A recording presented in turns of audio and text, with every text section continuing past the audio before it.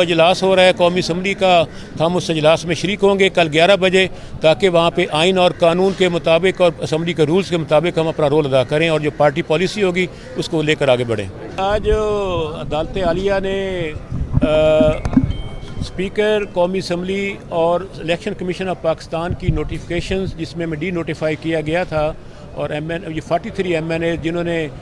23 جنوری 8:30 بجے صبح office time سے آدھا گھنٹہ پہلے آفیشیل ای میل پر اپنے استعفے ودرال کی موو کر دیے تھے،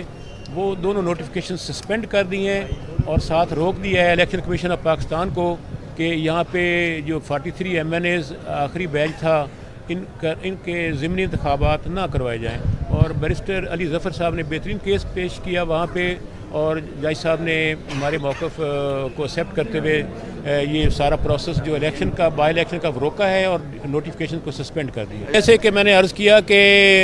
بیرسٹر علی ظفر صاحب نے بہترین کیس پیش کیا ہے کہ آرٹیکل 64 کی بھی وائلیشن ہوئی، اور اس کے ساتھ ساتھ rules of procedure and conduct of business national assembly of Pakistan کے رول 43 کی بھی وائلیشن ہوئی، اور اس کے تحت محترم جج صاحب نے ہماری بات سے ہمارے آنریبل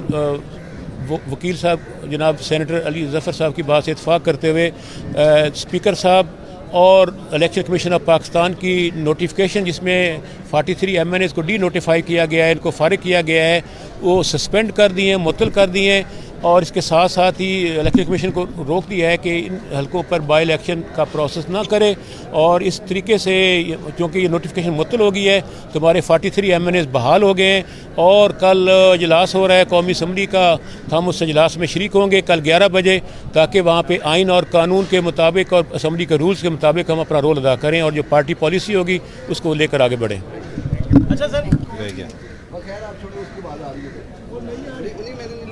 اب کیا کرنا ہے جی؟ اب ریپیٹ کرنی ہے ساری بات یا کیا کرنا ہے؟ کوئی کویشچن؟ سر کویشچن یہ ہے کہ اب کیا تحریک انصاف جو ہے وہ اپوزیشن لیڈر بنانے جا رہی ہے، اور کیا اس کا جو کام اس کا جو پروسیس ہے وہ کب شروع ہوگا؟ یہ دیکھیں، آج تو ہم مشکور ہیں عدالت عالیہ کہ انہوں نے انصاف کا بول بالا کیا ہے، اور اس کے تحت کل کیونکہ آلریڈی جمعرات کو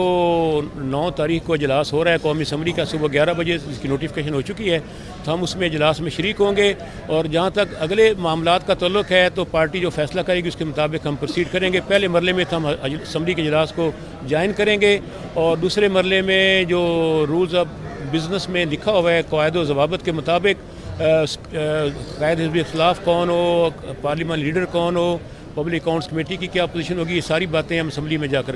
اسپیکر صاحب سے باقاعدہ ملیں گے بھی، صحیح ان سے ہمارا ڈیلیگیشن ملے گا محترم اسپیکر صاحب سے، اور ان کا ہم احترام کرتے ہیں کیونکہ ان کا عینی عہدہ ہے، اور ان سے بیٹھنے کے بعد ہم اگلی لائے عمل ان کو بتائیں گے، لیکن اس سے پہلے ہم اپنی پارٹی سے میٹنگ کریں گے۔ راجہ ریاض کا مستقبل کیا ہوگا؟ راجہ ریاض کا مستقبل وہی ہوگا جو